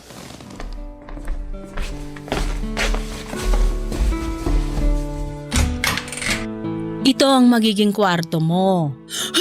Diyos ko, Oh, bakit? Hindi mo ba nagustuhan? ang laki naman po ng kwarto. Ang totoo po niyan, mas malaki pa tong kwarto kaysa sa buong bahay namin eh. Aling Minda, nakakailang naman po kung dito po ako matutulog. Sa sala na lang po kaya ako. Ano ka ba naman? Sa tingin mo ba talaga patutulugin kita sa sala? Oh, bakit ka umiiyak? Wala po. Sobrang saya ko lang talaga. Ikaw talaga? Nga po pala, sisimulan ko na yung mga gawain dito. Nako, ipagpaliban mo na muna yan. Alam kong pagod ka sa biyahe, kaya magpahinga ka na lang muna. Sa makalawa ka na magsimula, okay? Papa Dudut, sobrang saya ko talaga noong araw na yon. Parang nanalo ako sa loto dahil sobrang bait at maalaga ni Aling Minda sa akin. Doon ko rin po na-realize na kahit mahirap kami ay may awa pa rin pala ang Diyos sa amin. Kahit na hindi ko pa natutupad ang pangarap ko makatapos ng pag-aaral ay ramdam ko na panalo na ako sa buhay dahil hindi nagkulang si Aling Minda sa akin. Hindi niya ako trinato bilang kasambahay, kundi parang anak na rin niya. Patay na kasi ang asawa niya at yung anak niya ay may sarili ng pamilya sa Canada. Kaya lahat ng pagmamahal at atensyon niya ay ibinuhos na niya sa akin. Pero kahit sobrang bait ni Aling Minda sa akin, ni minsan ay hindi ko inabuso ang tiwala at pagmamahal na ibinibigay niya. Kahit na paminsan-minsan ay nagiging spoiled na ako, kay Aling Minda ay palagi kong sinisiguradong nagagawa ko ng maayos ang lahat ng gawaing bahay. Pinapanatili kong malinis ang bahay at ni minsan ay hindi ko pinapahirapan o binibigyan ng sakit sa ulo si Aling Minda. Noong sumahod na ako ay sobrang natuwa ako dahil dinagdagan pa niya yung pera na ibinigay niya sa akin. Agad-agad ko po itong pinadala kay Mama yung sahod ko para makabili siya ng murang cellphone. At para na rin may pangtustos siya sa iba pa naming pangangailangan sa bahay. Sa totoo lang, Papa Dudut, naisip ko na kung si Aling Minda ang naging tunay kong ina, siguro'y mas maayos at mas naging komportable ang buhay ko kasi hindi niya ako kailanman pinabayaan. Palagi niyang sinisiguradong nakakain ako ng maayos at nakakakuha ng sapat na pahinga. Samantalang si Mama madalas ay tumatawag lamang sa akin para manghingi ng pera. Papa Dudut. Barangay Love Stories. Barangay Love Stories. Habang tumatagal ay mas lalo ko lang nararamdaman na wala nang pakialam si Mama sa akin.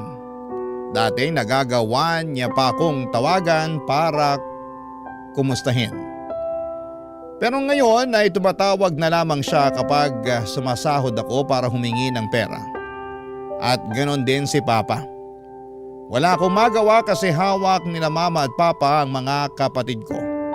At kung hindi dahil sa mga kapatid ko, sigurado akong matagal ko nang pinutol ang ugnayan ko sa sarili kong mga magulang.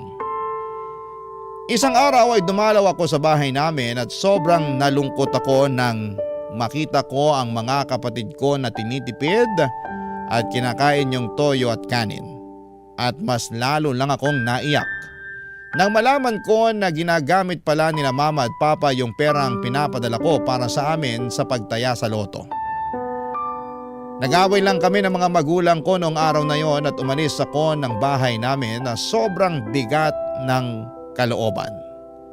Sobrang naaawa ko sa mga kapatid ko kasi pakiramdam ko ako na lang talaga ang pag-asa nila. Simula noon ay wala namang ginawa sina Mama at Papa kundi ang sanayan sila sa hirap ng buhay. Hindi nga nila pinag-aaral yung mga kapatid ko. Napagtanto ko rin na hindi sapat na magkasama lang kayo bilang pamilya. Ano ang silbi ng isang buo at kumpleto na pamilya kung puro hirap lang naman ang pinagdadaanan nyo. Pinili ko na lang itago yung sama ng loob ko kina mama at papa. Napagtanto ko rin na mas makakabuti para sa akin kung itutuon ko na lang ang atensyon ko sa mga gawaing bahay para hindi ko masyadong naiisip yung sitwasyon ng pamilya ko. Pero habang tumatagal ay mas lalo lamang akong nahihirapang itago ang totoo kong nararamdaman.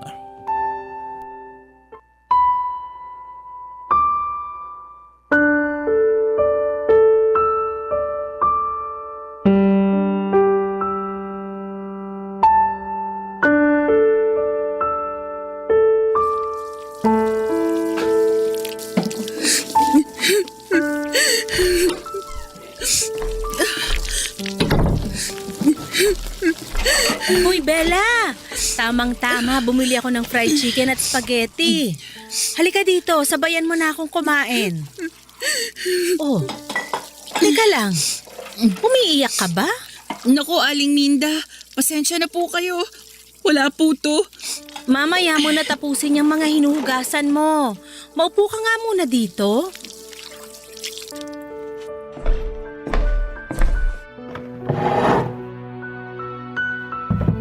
Bella, iha, tapatin mo nga ako.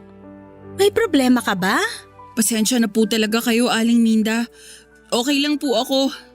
Ay, ang ayaw ko sa lahat yung pinagsisinungalingan ako. Sige na, magsabi ka sa akin ang totoo. Ano ba kasing problema, ha? Si Mama po kasi. O bakit? May masama bang nangyari sa mama mo? Wala naman po pero habang tumatagal, mas lalo ko na lang kasing nararamdaman na wala siyang pakialam at malasakit sa akin. Ha? Paano mo naman nasabi yan? Nagpaparamdam lang kasi siya sa akin tuwing sumasahod ako eh. Malay mo, baka abala lang sila sa paghahanap ng pera. Pagpasensyahan mo na lang yung mama mo. Isipin mo na lang na ginagawa nila ang lahat para sa mga kapatid mo para hindi ka na malungkot. Mabuti po sana kung ganun, pero hindi eh. Anong ibig mong sabihin? Nung pumunta po kasi ako sa bahay noong day off ko, napag-alaman ko po na ganun pa rin ang sitwasyon namin sa bahay. Hanggang ngayon, nakikita ko pa rin na nagtitiis sa toyo at kanin yung mga kapatid ko. Tapos sa loto lang po napupunta yung perang pinapadala ko kina mama. Iha naman, ba't ngayon mo lang sinabi sa akin to? Ang totoo po niyan, wala naman po sana akong balak na sabihin sa inyo to eh. Pero Tahan na, iha. Ganun talaga ang buhay, parang gulong. Minsan nasa ibabaw, minsan nasa ilalim. naku po Aling Minda, pakiramdam ko nga po palagi na lang akong nasa ilalim eh. Pero palagi mo ring tatandaan na patuloy pa rin tong umiikot. Kaya wag na wag kang panghihinaan ng loob. Kapit lang, ha? Salamat po talaga. Alam niyo po, napagaan niyo ang loob ko. Hindi man ako sinwerte sa pamilya ko, pero di bali na lang po. Kasi swerte naman ako sa amo ko. Nako, ikaw talaga ng bola ka pa. Hindi ka na iba sa akin. Ang totoo niyan, miss na miss ko na yung anak ko na nasa Canada ngayon. Pero simula nung namasukan ka sa akin, nawala na yung pangungulila ko sa anak ko. At ganun din po ako sa inyo, Aling Minda. Simula noong namasukan ako sa inyo, nakalimutan ko po yung sakit at paghihinagpis na pinagdaanan ko kay mama. Kasi tuwing kasama ko po kayo, parang kayo na rin po yung mama ko. Napupunan niyo po yung lahat ng pagkukulang ni mama sa akin. Nako, tigilan na nga muna natin tong drama na to. Pasensya na po talaga. Kumain na lang muna tayo. Sige po. Nga pala, matanong lang kita. May bala ka pa bang bumalik sa pag-aaral? Yun na nga po eh. Matagal ko na pong pangarap na makapagtapos ng pag-aaral, pero dahil kapos kami sa pera, hindi na ako nakatungtong ng high school. So ibig mong sabihin, elementary lang yung natapos mo? Parang ganun na nga po. Naku Bella, sobrang mahalaga na nakapagtapos ka, iha. Kung hindi ka nakapagtapos, mahihirapan kang makamove on sa buhay. Iba pa rin yung nakapagtapos kasi dito ka nagkakaroon ng mga opportunity para magkaroon ng mas magandang buhay.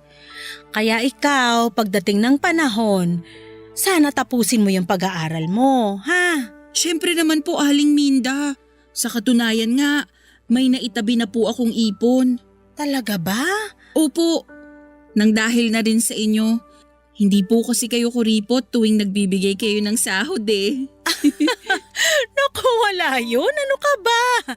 Deserve na deserve mo yung binibigay ko sa yung sahod. Kasi nakikita ko yung sipag mo sa pagiging kasambahay ko. Alam mo ba na yung dati kong kasambahay dito? Naku, sobrang tamad. Kailangan ko pang utusan para lang gumalaw. So ano pong nangyari sa kanya? Ayun, pinalayas ko. Naku, kawawa naman pala.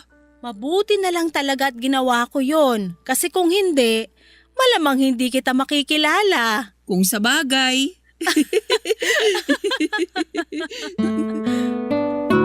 Nagpatuloy yung mga masasayang moments namin ni Aling Minda noong mga panahong yon, Papa Dudut.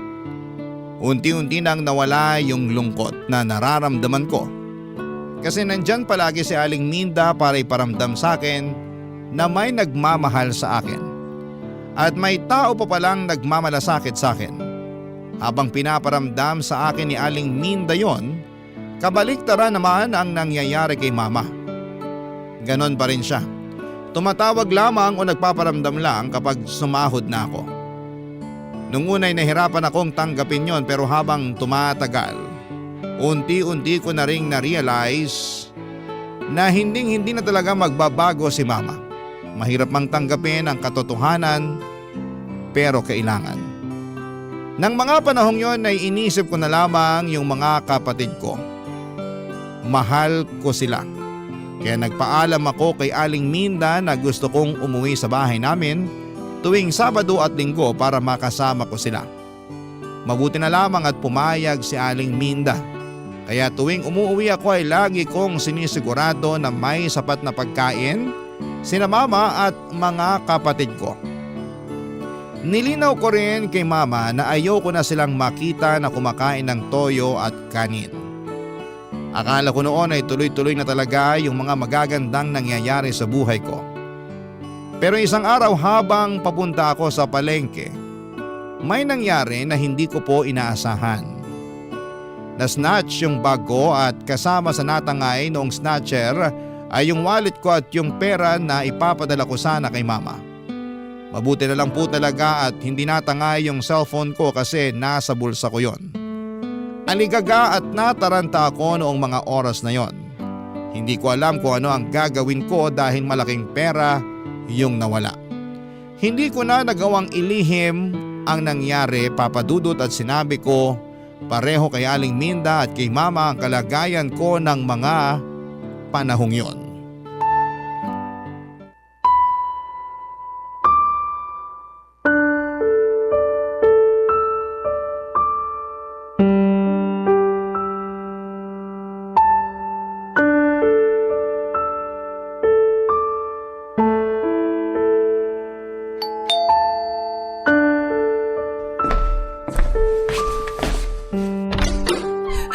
Bella!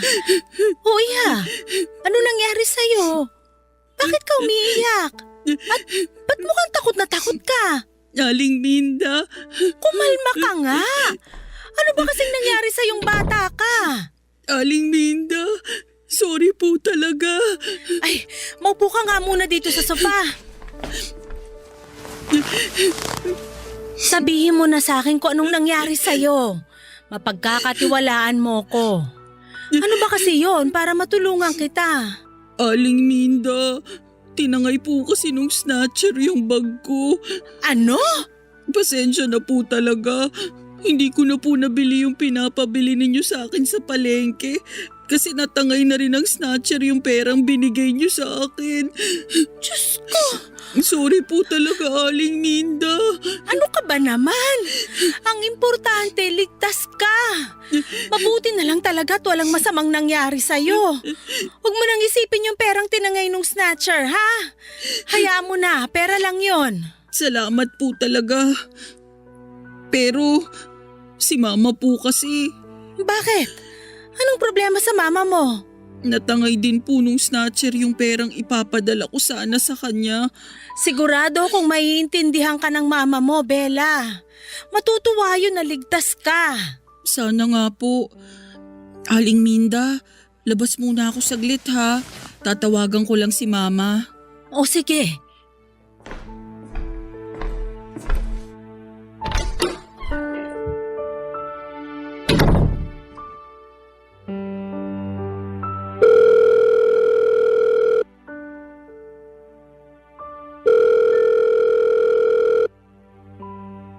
Oh, Bella! Tamang-tama. Tatawagan na sana kita pero naunahan mo ako. Ma, may sasabihin po sana ako sa inyo. Bakit? Ano yon? Ma, hindi po muna ako makapagpapadala sa inyo. Ano? Pambihirang buhay to. At bakit naman, Aber? Tinangay po kasi nung snatcher yung wallet ko eh. Tanga-tanga mo naman. Hindi mo na ba talaga ginagamit ang utak mo, ha? Sandali lang. May utak ka nga ba? Alam mong may laman na pera yung wallet mo pero hindi mo iningatan. Hindi ko naman po ginusto yung nangyari eh. Ganyan. Ganyan mga tuwira ng mga bobong katulad mo. Paano ngayon yan? Kailangan namin yung pera na ipapadala mo. Utang na loob, ma. Nabiktima po ako ng snatcher. Takot na takot po ako nung tinangay nung snatcher yung bag ko. Oh, so kaninong kasalanan yan?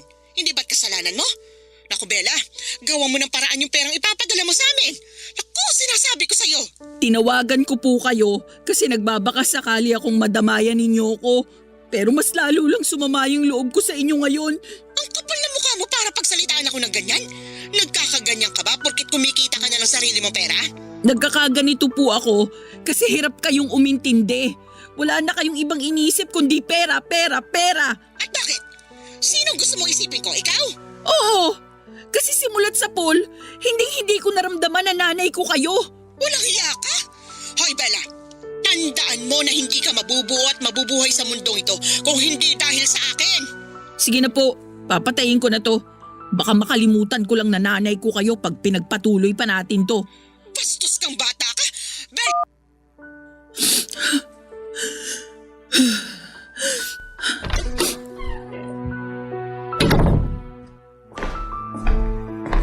O Bella, ba't namumulay ang mga mata mo? Pasensya na po kayo, Aling Minda. Huwag niyo na lang po akong intindihin. Siguro hindi naging maganda yung usapan niyo ng mama mo, no? Nako, huwag kang mag-alala. Pahihiramin na lang muna kita ng pera para may maipadala ka sa mama mo. Huwag na po, Aling Minda. Sigurado ka ba? Opo. Masyado na po kayong maraming naitulong sa akin. Ang kapal naman po ng mukha ko kapag tinanggap ko pa yung inaalok nyo. Sige, pero ganito na lang ha. Bibili tayo ng mga groceries para may maibigay ka sa mga kapatid mo ngayong weekend pag uwi mo. Okay na ba yon? Aling Minda, maraming salamat po talaga. Ano ka ba naman? Maliit na bagay. Hindi ko po talaga alam kung anong gagawin ko kapag wala kayo. At hindi ko rin alam kung anong gagawin ko kapag may nangyaring masama sa'yo. Basta simula ngayon magdodoble ingat ka na, ha? Opo. Nang mga panahong yon, Papa Dudut ay napapagaan pa ni Aling Minda ang nararamdaman ko. Pero habang tumatagal ay hindi na naging sapat yung pagdamay sa akin ni Aling Minda. Kasi tuluyan na akong kinain ng depression. Nung una'y nagagawa ko pa ng maayos ang mga gawaing bahay. Pero habang tumatagal, unti-unti na akong nawawala ng gana sa buhay. Pero kahit na sobrang bigat na ng nararamdaman ko, pinilit ko pa rin na magtrabaho. Pero bigla-bigla na lamang akong napapaiyak ng walang dahilan. At habang tumatagal ay napagtanto ko na malalim at matindi ang sugat na iniwan ni Mama sa puso ko. Isang sugat na hindi niya kailanman maiintindihan. Dumating din sa puntong hindi na ako dumadalaw sa bahay namin kasi pakiramdam ko. Kapag nakita ko pa ang pamilya ko ay lalo lamang akong malulubog sa lungkot at depression. Nakokonsensya din ako kapag naiisip ko yung mga panahong yon kasi alam kong napabayaan ko ang mga kapatid ko dahil lang sa hindi namin pagkakaintindihan ni mama. Tuwing day off ko ay nasa kwarto na lamang ako natutulog kasi pakiramdam ko ay nawala na ng saysay ang buhay ko. At dahil halos araw-araw na lamang akong nasa bahay ni Aling Minda, napansin niya na unti-unti na akong nagbago. Sa simula ay palagi kong sinasabi na ayos lamang ako na wala akong problema. Pero habang tumatagal, mas lalo na akong nahirapan na ilihim ang nararamdaman ko. Unti-unti nang bumigat ang loob ko at hindi ko na maitago ang lungkot at sakit sa puso ko. Dahil dito, Papa Dudut, hindi na rin napigilan ni Aling Minda na mag-alala sa akin. Barangay Love Stories. Barangay Love Stories. Sinabi ko kay Aling Minda na magre-resign na lamang ako bilang kasambahay kasi hindi ko na talaga nagagawa ng maayos ang trabaho ko dahil sa depression. Pero hindi pumayag si Aling Minda. Sa halip na paalisin ako ay binigyan niya ako ng 2 linggo para makapagpahinga ng maayos. Binigyan pa niya ako ng sapat na pera at sinabi niyang baka panahon na para bumalik ako sa bahay namin para ayusin ang mga hindi pagkakaintindihan namin ni Mama. Ang sabi niya, yun lang daw ang makakatulong para mawala yung nararamdaman kong lungkot at depression. Pagkalipas nga ng ilang araw, pumunta na ako sa bahay namin. Sobrang nagulat ako nang makita na mas lumala pa pala ang sitwasyon. Napansin kong nangangayayat na ang mga kapatid ko at ang mas malala pa diyan. Ako ang sinisisi ni Mama dahil hindi daw ako nakapagpadala ng pera. Sinabi ko kay Mama na handa akong isantabi ang mga alita namin at magpapadala ako ng pera ng regular para sa mga pangangailangan ng bahay. Pero sinabi ko rin sa kanya na kapag nalaman kong hindi niya napapakain at naalagaan ng maayos ang mga kapatid ko ay hindi na ako magdadalawang isip na isumbong siya sa mga otoridad. Pakiramdam ko ay natakot siya sa sinabi kong yon kasi bigla siyang nanahimik. Hindi ko na naubos yung 2 linggong pahinga na ibinigay ni Aling Minda.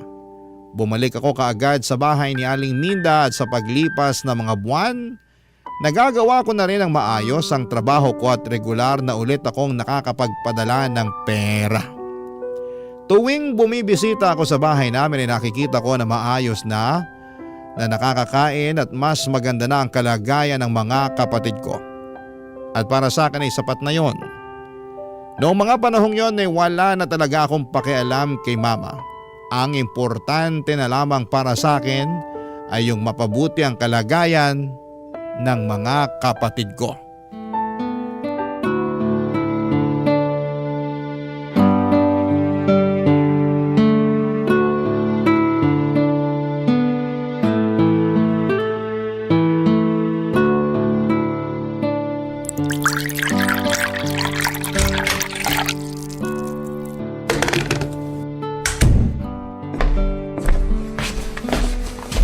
Aling Minda, good morning po. Good morning din sa'yo, Iha. Magkape po muna kayo.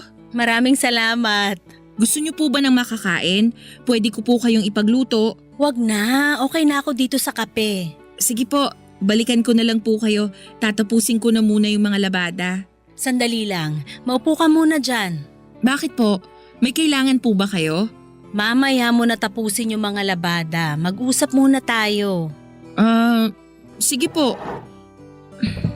Kamusta na kayo ng mama mo? Okay naman po kami. Napansin ko rin na maayos nang nakakakain ng mga kapatid ko.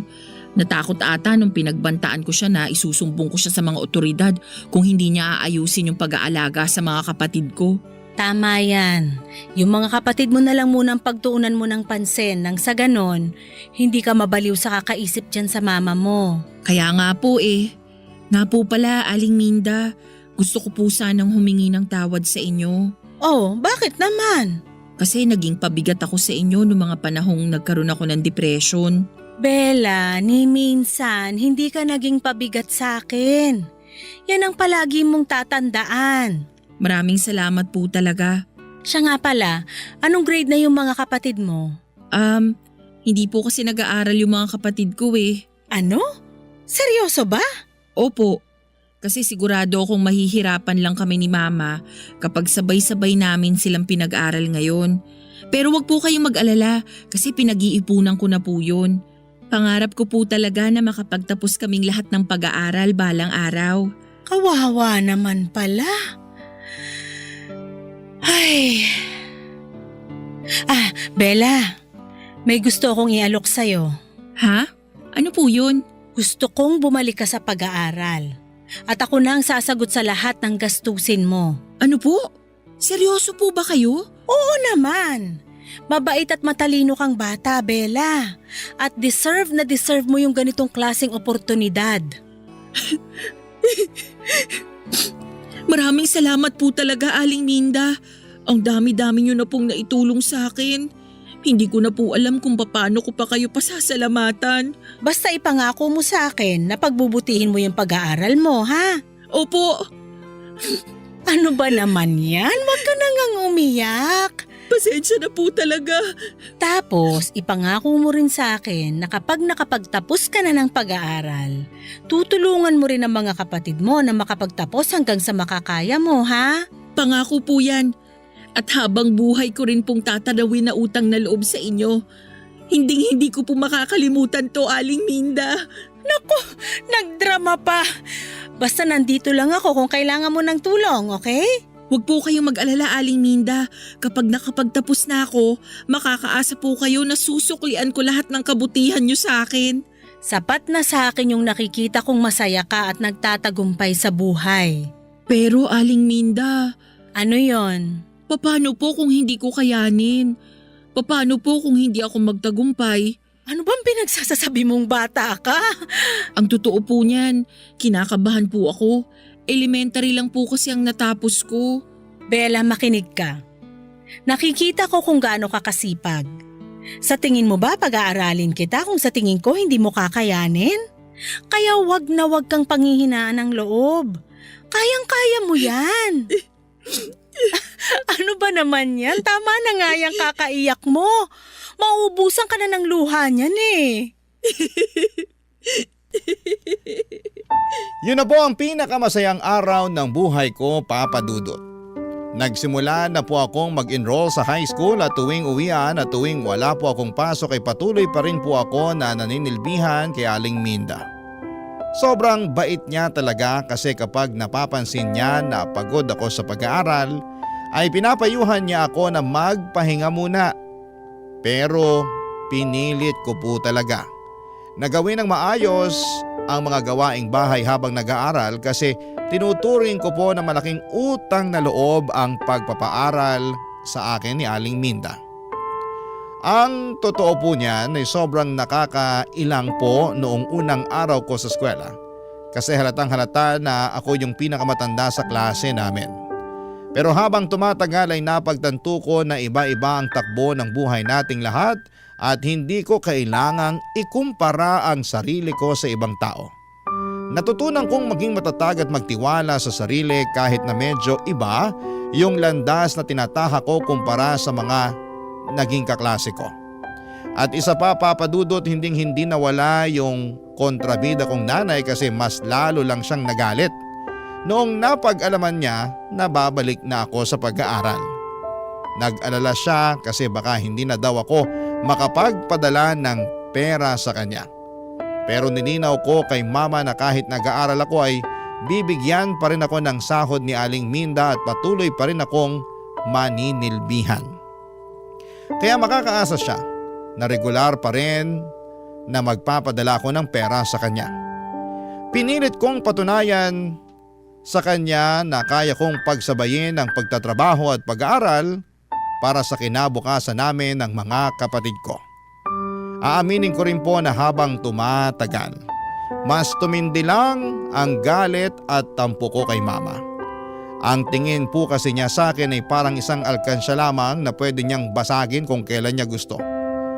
Pero sa kabila ng lahat ng iyon ay pinili ko pong huwag na lamang magpakaalipin sa sama ng loob. Patuloy na lang akong nag-focus sa sarili ko at sa mga pangarap ko para sa kinabukasan.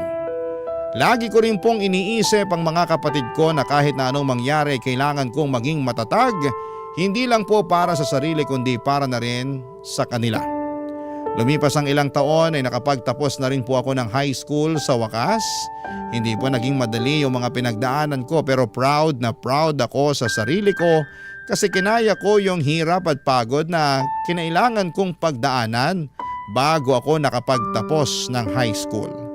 At ngayon po ay mas matibay at buo na ang loob ko na harapin ang mga hamon ng buhay dahil napatunayan ko sa sarili ko na kaya kong magtagumpay kahit anumang pagsubok ang pagdaanan ko.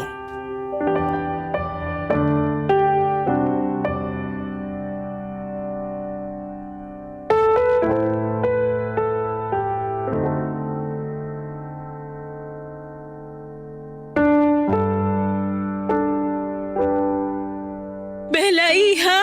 Congratulations! Thank you po, Aling Minda. Ilang araw na lang at makakagraduate ka na ng high school. Hindi ko po akalain na darating pa ang araw na to. Pero eto na, mangyayari na siya sa wakas. Proud na proud ako sa'yo, iha. Oh, teka lang, huwag kang iiyak ha. Baka mamaya magdrama ka na naman dyan, kilala kita. At dahil dyan, magse-celebrate tayo. Ho? Magbihis ka, kakain tayo sa mamahaling restaurant. Naku po, wag na. Mapapagastos lang po kayo niyan eh. Ano ka ba? Huwag mo na ngang isipin yan. Basta magbihis ka na dyan, babalikan kita, okay? Ay, sige po. Dapat pagbalik ko nakabihis ka na, ha? Oh, maiwan muna kita sandali. Si Aling Minda talaga. Hello? Bella, Bakit po? ubos na yung perang pinadala mo nung nakaraan. Huwag po kayo mag-alala, magpapadala ulit ako ng pera sa inyo sa Makalawa. Mabuti naman kung ganon. May iba pa po ba kayong kailangan? Wala na, yun lang. Hindi nyo man lang ba ako kukumustahin? Ano ba, Bella? Ang drama-drama mo naman. Ay, marami pa akong kailangan gawin dito sa bahay. Alam nyo man lang ba na papalapit na yung graduation ko? Ano? Teka lang. Paano ko naman malalaman hindi mo naman sinabi sa akin na gagraduate ka na pala? Talagang hindi nyo malalaman. Kasi ni minsan hindi kayo nag-abala na kumustahin ako. Kasi ang tingin nyo lang sa akin, parang ATM na pwede nyong pagkunan ng pera kung kailan nyo gusto. Bella, anak, congratulations. Huwag ka na magtampo sa akin, oh. Sige nga po, bigyan nyo po ako ng isang magandang rason para hindi ako magtampo sa inyo. Dahil nanay mo pa rin ako.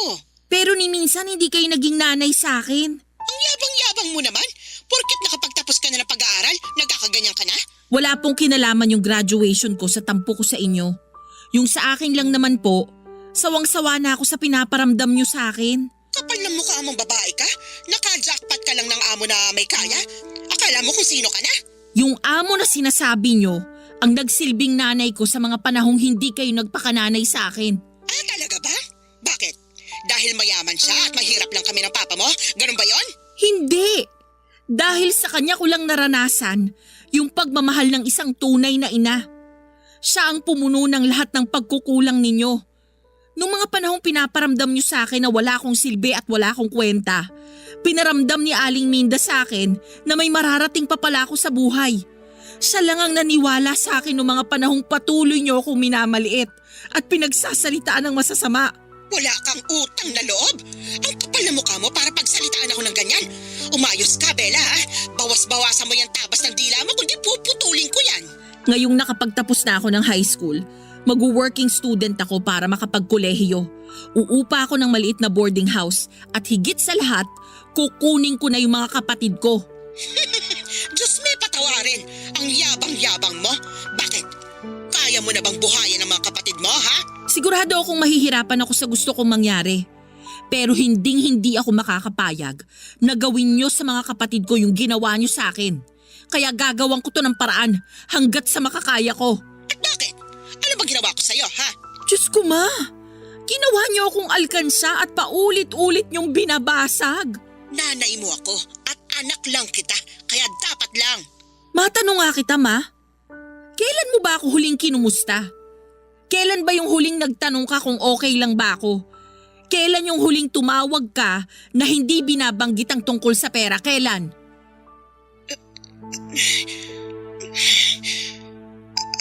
Di kayo makasagot, no? Pues ako na po ang sasagot para sa inyo. Kasi ni minsan, hindi nyo ako naisip. Sige na po, tatawagan ko na lang kayo ulit kapag handa na yung pera ninyo. Siguro ay marami sa mga kabarangay ninyo ang iisipin na mayabang o hambog ako, Papa Dudut. Pero tiniis ko po ang pang-aabuso ni Mama sa akin ng ilang taon. Siguro kaya ko nagawang sagutin si Mama ng ganon kasi napuno na ako sa pagmamalupit niya sa akin at may hangganan din naman ang pasensya ko. Pero sa puntong ito ay handa na akong manindigan at ipagtanggol ang sarili ko laban sa mga taong umaabuso sa akin. Lumipas ang ilang araw at sa wagas ay nakapagtapos na rin po ako ng high school. Si Aling Minda ang umakyat sa entablado para isabit sa akin ang medalya ko. Sobrang saya ko po noong araw na yon at makalipas ang ilang linggo, sinabi ko kay Aling Minda ang kagustuhan ko na makapagkolehiyo. Umupa ng maliit na murang boarding house, maging working student at higit sa lahat ay kunin ng mga kapatid ko. Noong una ay sobrang nagulat si Aling Minda dahil alam niyang hindi ito magiging madali kasi hindi naman daw kalakihan ang allowance na natatanggap ng mga working student at sigurado din siya na may hirapan lamang ako sa pag-aaral ko kung maghahanap pa ako ng additional income. Kaya makalipas ang ilang araw, inalok ako ni Aling Minda na handa raw siyang tulungan ang mga kapatid ko. Nung una ay tumanggi ako pero nagpumilit siya hanggang sa pumayag ako. Napagkasunduan namin ni Aling Minda na kapalit ng pagpapatira niya sa amin ng mga kapatid ko sa bahay niya ay patuloy pa rin ako na maninilbihan sa kanya kahit na nagwo-working student ako. Ngayon po ay nasa kolehiyo na ako at nag-aaral sa kursong Mass Communication. Ang mga kapatid ko naman ay pinag-aaral na din ni Aling Minda. At para makabawa ay sinisigurado kung palaging maayos at malinis ang bahay. Sobrang saya ko dahil mukhang nagkakasundo si Aling Minda at ang mga kapatid ko. Siguro hindi na siya nagdalawang isip na kupkupin sila dahil hanggang ngayon ay nangungulila pa rin siya sa anak niya na nasa Canada. At nang kinuha ko ang mga kapatid ko kay Mama, hindi na po siya tumanggi. Siguro'y alam na niya na mas magiging magaan ang buhay nila ni Papa kung wala na silang pinapakain. Kaya pumayag din sila na kunin ko ang mga kapatid ko. Hanggang ngayon ay wala pa akong kontak kina Mama at Papa at wala rin akong balak na kausapin sila. Panahon na lamang ang magsasabi kung kailan ko sila muling mapapatawad. Papa Dudut, dito ko na muna tatapusin ang kwento ko at maraming salamat po at binigyan ninyo ako ng pagkakataon na maibahagi sa inyo at sa mga kabarangay ninyo ang pinagdaanan ko. Ang inyong forever kapuso at kabarangay, Bella.